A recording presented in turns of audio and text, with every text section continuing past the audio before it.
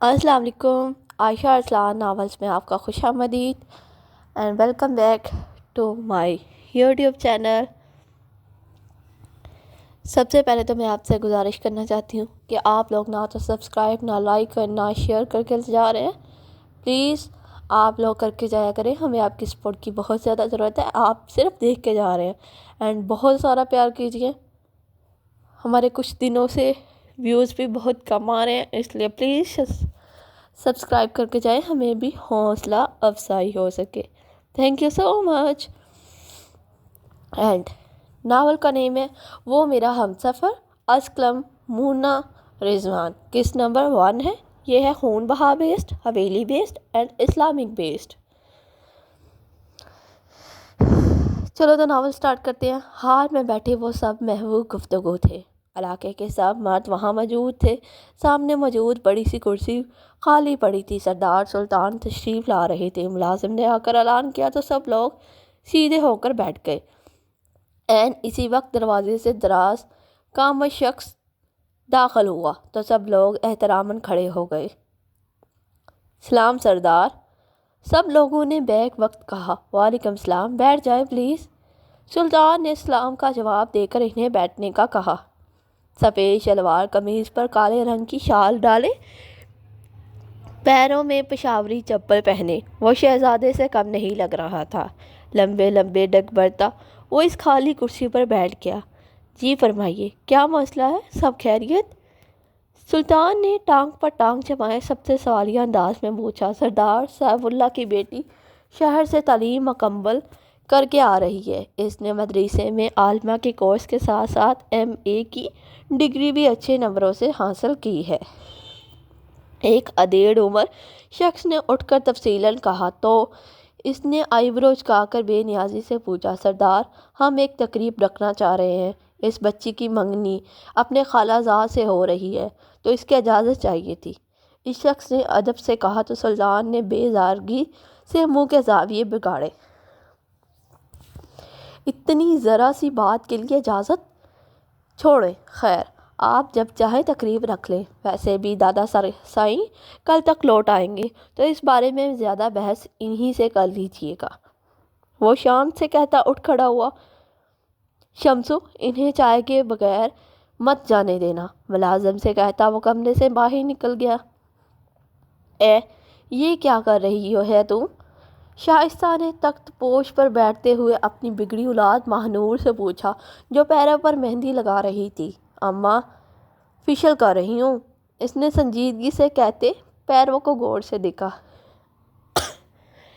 ये फेशियल है क्या, अंधी है? शाइस्ता ने अपनी मोटी नाक को मजीद फैलाकर कहा। वही तो, अंधी हूँ, जो नज़र नहीं आ रहा। मेहंदी लगा रही हूँ। वो अभी तंग कर बोली।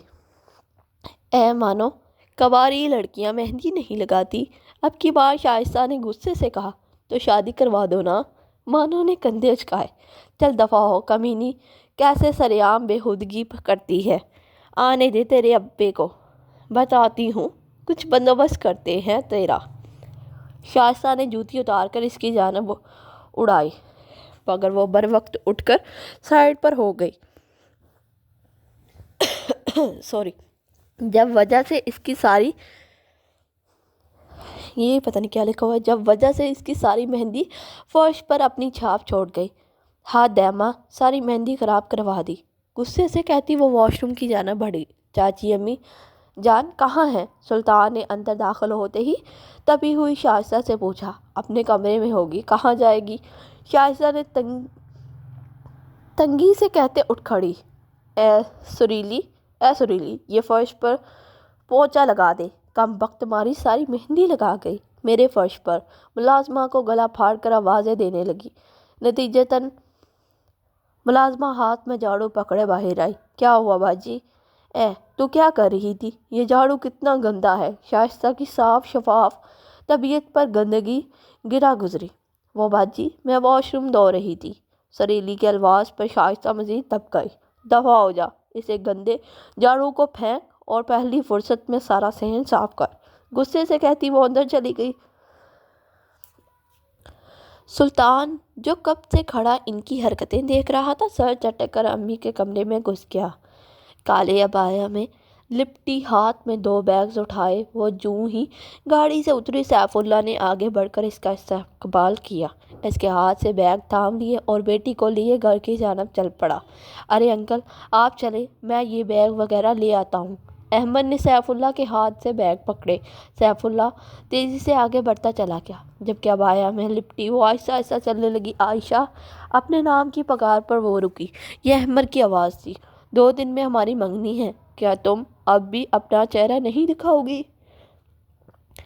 احمد کے الفاظ پر عائشہ ٹھٹکی، پھر غصے سے پلٹی۔ میں تم جیسے گھٹیا انسان سے کبھی شادی نہیں کروں گی۔ میں جانتی ہوں کہ تم کیوں مجھ سے شادی کرنا چاہ رہے ہو، مگر یاد رکھنا تم مر کر بھی میری عزت پر حرف تک نہیں لا سکتے۔ دستانے میں چھپا اپنا ہاتھ آگے کر کے اس نے احمد سے بیگ چھینے اور وہاں سے چل پڑی۔ سالی، تجھے تو میں چھوڑوں گا نہیں۔ تو دیکھ، پورے گاؤں میں تجھے رسوا نہ کیا تو میرا نام بھی احمد شیراز نہیں۔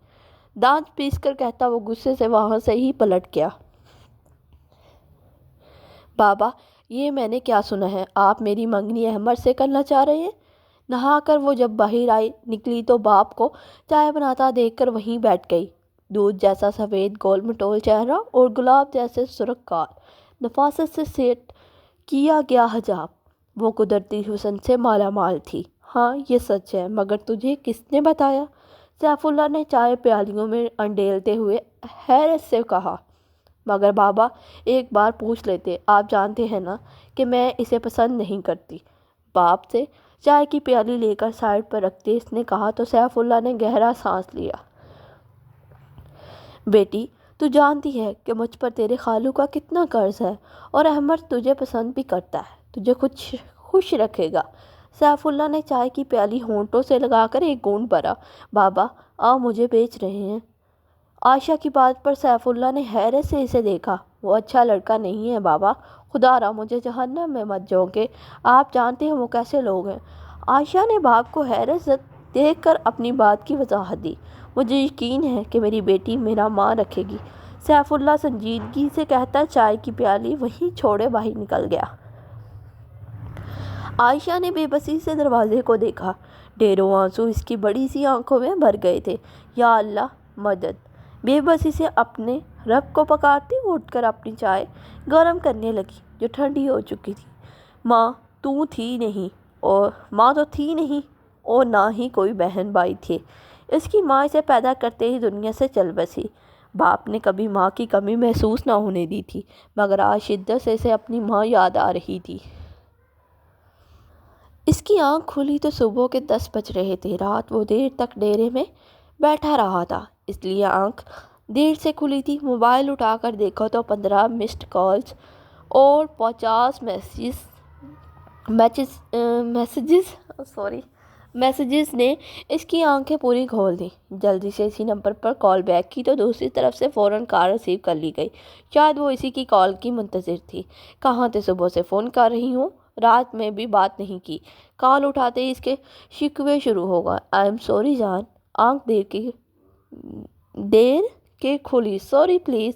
سلطان نے بیڈ سے اٹھ کر پردے سرکاتے اس سے معذرت کی۔ شاید رات بارش ہوئی تھی، اس لیے موسم خوشگوار تھا۔ اچھا ٹھیک ہے، پھر مجھے کب ملو گے؟ اس نے فوراً راضی ہوتے اس سے فرمائش کی۔ بس ناشتہ کر کے نکلتا ہوں، تقریباً 1 گھنٹہ لگ جائے گا، سلطان نے مسکرا کر کہا، پھر اوکے کر کے کال کر دی اور موبائل پیڈ پر اچھالتا واش روم کی جانب بڑھ گیا۔ اماں دیکھ لو باجی کو کتنے زور سے مار رہی ہے۔ مانو نے شائستہ کی جانب شکوہ کن نظروں سے دیکھا تو شائستہ جو ملازم کو ہدایت دے رہی تھی غصے سے اس کی جانب مڑی۔ کم بخت تمہاری دفعہ ہو جا، تم دونوں لڑ کے مرو گی۔ مانو اپنی بے عزتی پر منہ بنا کر رہ گئی، جبکہ فریہ نے فرسی کالر ڈالے تھے۔ آپی تمہاری شادی ہونے دو، دیکھنا دوبارہ یہاں قدم نہیں رکھنے دوں گی۔ مانو نے ہمیشہ کی رٹی ہوئی دھمکی لگائی اور پیر پٹکتی یہ جا وہ جا۔ سیڑھیوں سے اترتے ریاض نے مانو کا آخری جملہ سنا تو مسکرا کر فریہ کو دیکھا۔ فریہ اسے مسکراتا دیکھ چکی تھی۔ اسے بتاؤ کہ تم شادی کے بعد بھی یہیں ہو، بس کمرہ بدلنا ہے۔ ریاض کی زومانی بات پر فریہ غصے سے پلٹی۔ 1000 بار کہا ہے آپ سے، اس بار بھی کہہ رہی ہوں، میں آپ کی اوقات سے باہر ہوں، غصے سے کہتی وہ کچن کی جانب مڑ گئی۔ یہ دونوں لڑکیاں چاچی پر گئی ہیں، نخریلی۔ نہ جانے چاچو نے کیسے پٹا لیا چاچی کو، وہ خود سے بڑبڑاتا صوفے پر ڈہ گیا۔ چھوڑ دو نا، یہ سردار گیری، کتنے مصروف ہو گئے ہو تمہارے پاس میرے لیے وقت ہی نہیں ہے۔ رباب نے اس کے کندھے پر سر رکھے ہمیشہ کا گلہ کیا۔ اس وقت وہ دونوں گاؤں کے پاس ایک خوبصورت جھیل کے کنارے بیٹھے تھے۔ رباب، تم جانتی ہو نا کہ دادا سردار نے مجھے کتنے مان سے کہا تھا، ان کے کہنے پر ہی میں نے سردار بننے کی حامی بھری تھی۔ ریاض بھائی تو بالکل اس معاملے میں خالی ہیں، اس لیے دادا سردار نے مجھے پگڑی سونپی ہے، اس نے اسے پیار کے سمجھایا۔ رباب اور سلطان 1 سال سے ایک دوسرے کو جانتے تھے۔ ان دونوں کی ملاقات اسی جھیل کے کنارے ہوئی تھی۔ سلطان کسی کام سے یہاں آیا تھا۔ رباب اپنی ماں کے مرنے کے بعد اکثر اسی جھیل کے کنارے بیٹھ کر وقت گزارتی تھی۔ سلطان اور اس کی دوستی ہوئی اور پھر محبت۔ اچھا، سنا ہے تمہاری بابی آنے والی ہے؟ سلطان نے کچھ یاد آنے پر کہا۔ ہاں، 2 دن بعد منگنی ہے بائی کی، عائشہ کے ساتھ۔ میری خالہ زاد ہے، مگر مجھے نہیں پسند وہ۔ احمر بائی ہی کی ضد پر منگنی ہو رہی ہے، اور پتہ ہے وہ ہر وقت خود کو داں پہ رکھتے ہیں، بقول اس کے وہ پردہ کرتی ہے۔ ایسا بھی کیا پردہ؟ رباب نے منہ بنا کر آخری جملہ تنزیہ کہا تو سلطان نے سر جھٹکا۔ وہ خوبصورت آواز میں قرآن کی تلاوت کرنے میں مصروف تھی۔ اس کی دل موہ لینے والی آواز ماحول کو پرسکون بنا رہی تھی۔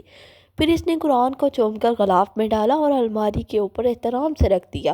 بیڈ پر سے اپنا چھوٹا سا موبائل اٹھا کر وقت دیکھا تو صبح کے 6 بج رہے تھے۔ باہر ہلکی روشنی پھیل چکی تھی۔ سیف اللہ نماز پڑھتے ہی کھیتوں میں چلا گیا تھا۔ اس نے جلدی سے اپنے چھوٹے سے مکان کی صفائی شروع کر دی۔ مکان میں 2 کمرے آمنے سامنے تھے۔ درمیان میں چھوٹا سا صحن تھا، ایک کونے میں باتھ روم تھا۔ صحن کے ہی ایک کونے میں چولہا وغیرہ رکھ کر کھانے پکانے کا بندوبست کیا گیا تھا۔ یہ چھوٹا سا مکان مٹی کا بنا تھا اور بہت پرسکون تھا، گاؤں والوں کے مکانوں سے ذرا ہٹ کر تھا۔ صفائی کرنے کے بعد اس نے ناشتہ بنایا۔ اسی دوران سیف اللہ بھی کھیتوں سے لوٹ آیا۔ ہاتھ منہ دھو کر وہ ناشتے کے لیے بیٹھ گیا۔ عائشہ نے جلدی سے گرم گرم پراٹھا، رات کی بچی سبزی اور چائے کا پیالہ اس کے سامنے رکھ دیا۔ دوپہر تک اپنی ماں کے صندوق سے کوئی اچھا سا جوڑا پہن کر تیار ہو جانا، منگنی کی رسم کے لیے چند لوگ آئیں گے، سیف اللہ نے ناشتہ کرتے ہوئے اسے بتایا۔ عائشہ نے شکوہ کن نظروں سے باپ کو دیکھا، مگر وہ سر جھکائے ناشتے میں مگن تھا۔ بابا! سیف اللہ کے کانوں سے اس کی بے بس آواز ٹکرائی۔ بہت مان تھا اس آواز میں۔ سیف اللہ اس پر نظر ڈالے بغیر چائے کی پیالی اٹھا کر اپنے کمرے میں چلا گیا۔ عائشہ نے بے بسی سے کمرے کے بند دروازے کو دیکھا۔ اپنا ناشتہ وہیں چھوڑے وہ مرے قدموں سے اٹھ کر اپنے کمرے میں آئی۔ چارپائی کے نیچے سے لوہے کا صندوق کھینچ کر نکالا۔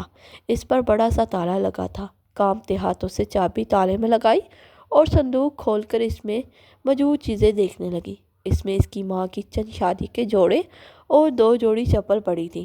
کچھ بناؤ سنگار کا سامان بھی تھا جو عائشہ نے خود ہی پیسے جوڑ کر اپنے لیے خریدا تھا۔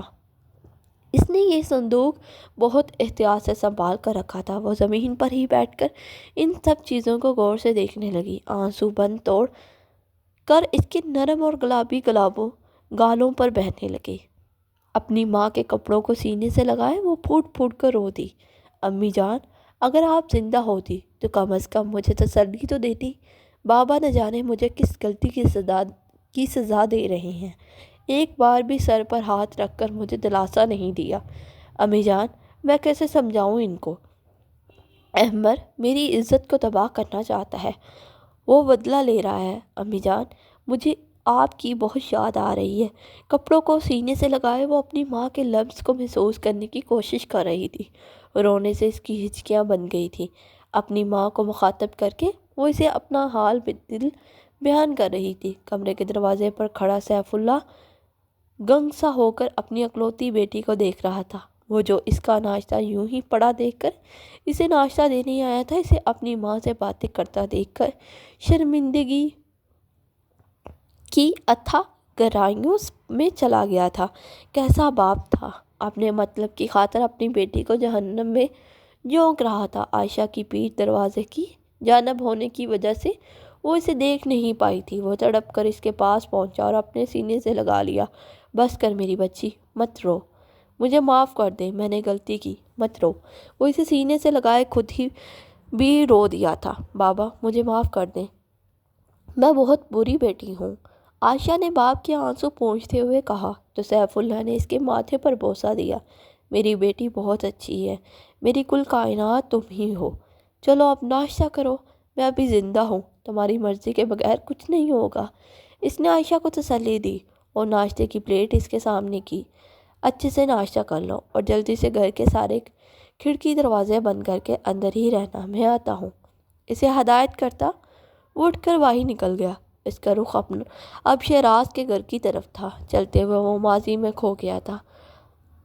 طاہرہ سے وہ بہت محبت کرتا تھا، وہ دونوں ایک دوسرے میں مکمل تھے، مگر شادی کے 4 سال بعد بھی اولاد کی کمی سے وہ دونوں ہی اداس رہتے۔ سیف اللہ کی خواہش تھی کہ اس کی کوئی اولاد ہو، اسے بچے بہت پسند تھے، انہوں نے اپنے بچوں کے نام تک سوچ رکھے تھے، مگر اللہ کی مرضی کے آگے انسان بھی بس ہے۔ آخر طاہرہ نے سیف اللہ کی خواہش پوری کرنے کی ٹھانی اور اس کے کہنے پر ایک دن سیف اللہ اسے شہر علاج کے لیے لے گیا۔ ڈاکٹر نے چیک اپ کے بعد صاف بتا دیا کہ چند پیچیدگیوں کی وجہ سے طاہرہ بچہ پیدا نہیں کر سکتی۔ اگر وہ اس کا چھوٹا سا آپریشن کروا لے تو بچہ تو پیدا ہو سکتا ہے، مگر ایسے میں کسی ایک کی جان کو خطرہ لاحق رہے گا۔ سیف اللہ نے طاہرہ کو علاج کروانے سے منع کر دیا، اسے کچھ نہیں چاہیے تھا، اللہ کے دیا سب کچھ تھا۔ اس کا کھیتی باڑی کا کام بھی کافی اچھا تھا، وہ دونوں میاں بیوی خوش تھے، مگر طاہرہ نہ مانی۔ سیف اللہ اس کی ضد کے آگے ہار گیا اور یوں چھوٹے سے آپریشن کے 4 ماہ بعد ہی وہ امید سے ہو گئی۔ سیف اللہ اس کا بہت خیال رکھتا، زمین پر پیر نہیں دھرنے دیتا تھا، پھل، دودھ، دہی، مکھن، وہ ہر طرح سے اسے اچھی خوراک دیتا، اس کا دھیان رکھتا، مگر اللہ کو کچھ اور ہی منظور تھا۔ ڈلیوری کے وقت طاہرہ ایک ننھی پری سیف اللہ کی گود میں ڈال کر خود اسے دغا دے گئی۔ اس نے اپنی جان جوکھم میں ڈال کر سیف اللہ کی خواہش پوری کی تھی۔ سیف اللہ نے اس پری کا نام عائشہ رکھا۔ عائشہ کی خالہ یعنی احمر کی ماں اسے سنبھالے رکھتی۔ جب سیف اللہ کھیتوں سے لوٹتا تو اپنی پری کو خود ہی سنبھالتا۔ عائشہ 1 سال کی تھی جب شاید طوفان اور بارش کی وجہ سے سیف اللہ کی ساری فصل تباہ ہو گئی۔ اس کی پوری سال کی کمائی ایک رات میں تباہ ہو گئی۔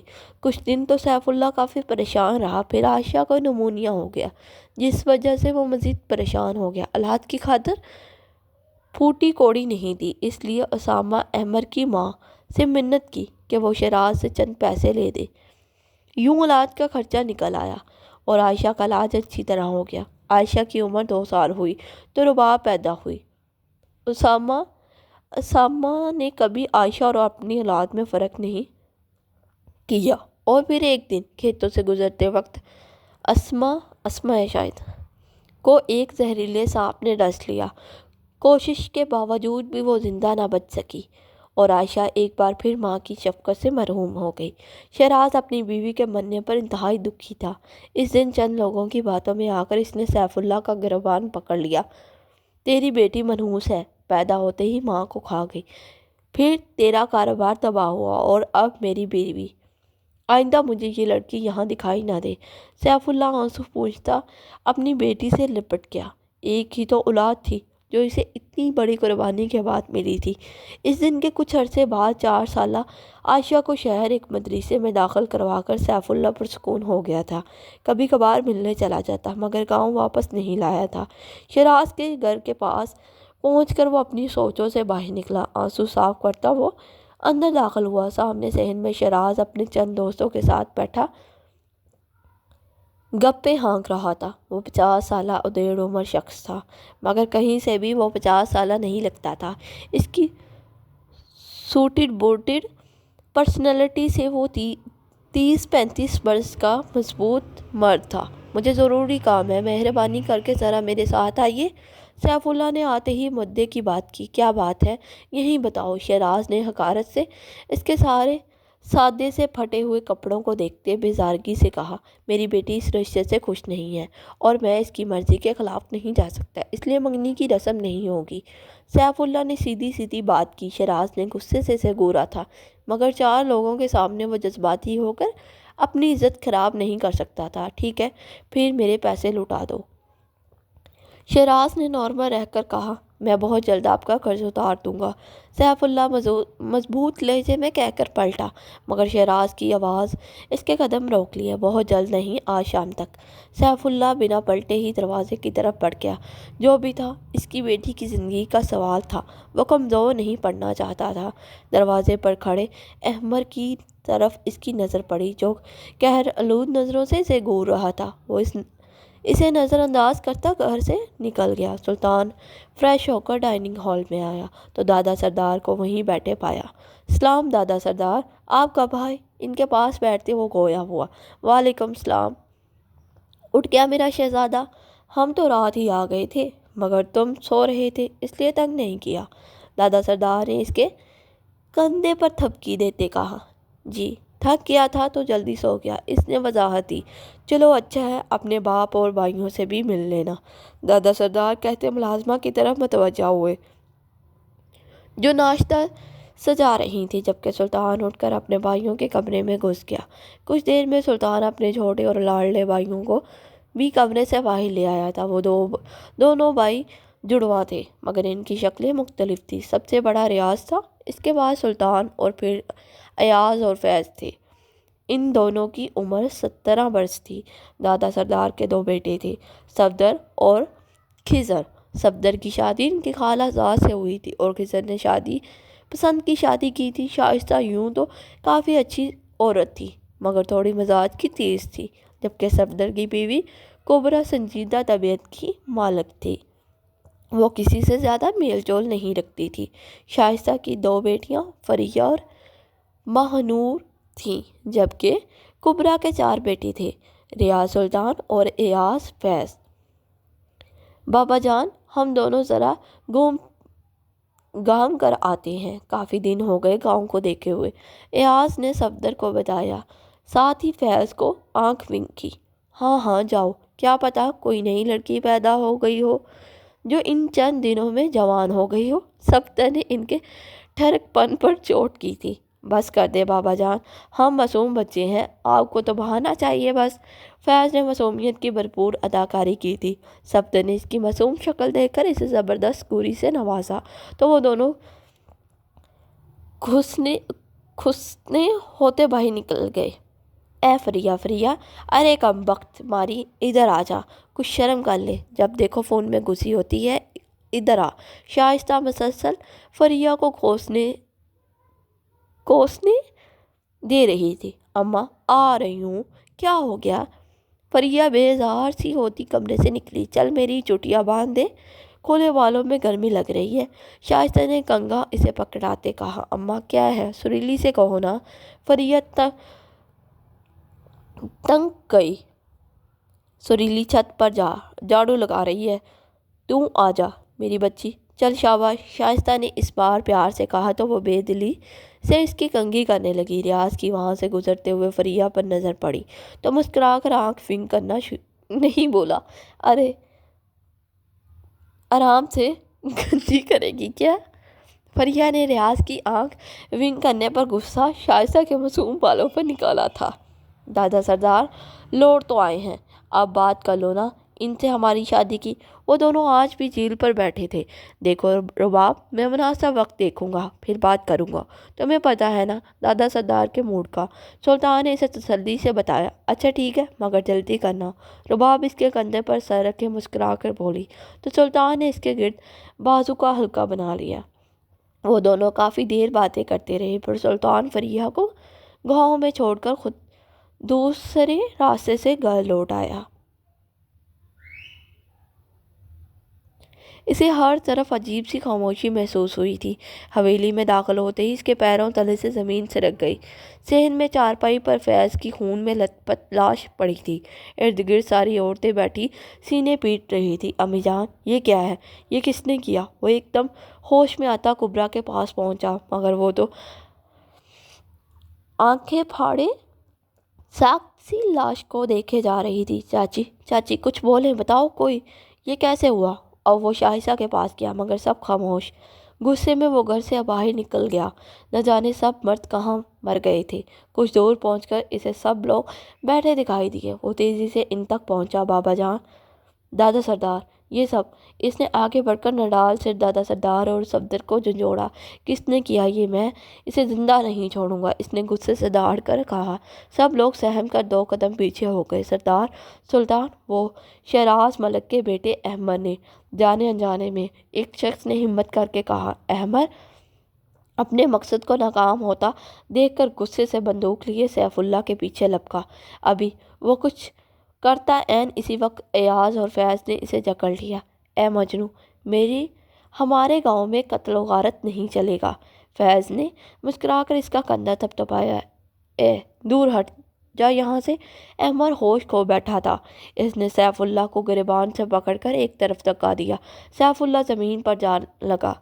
वो आंखें फाड़े अहमद को देखने लगा।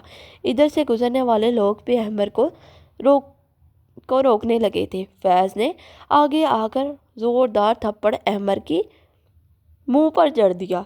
इसे ले जाओ, बेगैरत कहीं का, फैज़ ने लोगों को कहा, मगर अहमद गुस्से से खुद को छुड़ाता इसके पीछे लपका और आना फाना छुपे 6 की 6 गोलियां फैज़ का बदन में छलनी कर गई। वहाँ मौजूद सब लोग एक लम्हे के लिए साख्त हो गए। अहमद हाथ में बंदूक लिए हैरत से सामने पड़ी लाश को देखने लगा। लोग भागकर इसके बेजान वजूद के पास पहुँचे। फैज़ साख्त खड़ा अपनी बाई की लाश देख रहा था। अभी तो वो बिल्कुल ठीक था और अब वो ज़मीन पर ढेर हो चुका था। अहमद होश में आता बंदूक वहीं फेंक के भाग गया। लोगों ने जब इसे ढूंढने की कोशिश की तो वो कहीं ना मिला। लाश को हवेली पहुंचाया गया। दादा सरदार और सब मर्द गाड़ी लिए सारा इलाका छान चुके थे, मगर अहमद को ना मिलना था सो वो ना मिला। सुल्तान गुस्से से आग बगोला हो चुका था। तुम सब लोग मर गए थे क्या? कमीनों, तमाशा देखते रहे। मुझे वो कमीना हर हाल में चाहिए, वरना इस गांव को आग लगा दूंगा। सुल्तान गुस्से से पागल होता चला आया था। रियाज ने आगे बढ़कर इसे पकड़ा। सुल्तान, ये वक्त जोश का नहीं है, होश करो, अकल से काम लो। तुम सरदार हो यहाँ के, सब्र रखो मेरे भाई। रियाज इसे ठंडा करने की नाकाम कोशिश करने लगा, मगर सुल्तान किसी तौर बर्दाश्त नहीं कर पा रहा था। वो खुद को छुड़ाता हवेली की तरफ भागा था। रियाज इसके पीछे भागे थे। फैज़, देख, उठ जा। फैज़, मैं तेरे कातल को जिंदा नहीं छोड़ूंगा। वो फैज़ की लाश के सराहने बैठा चीखा था। इसे देखकर वहाँ की औरतें खौफ खा रही थी। Continue please like share subscribe करके लास्ट में जाएं एंड बेल आइकन जरूर क्लिक कीजिए।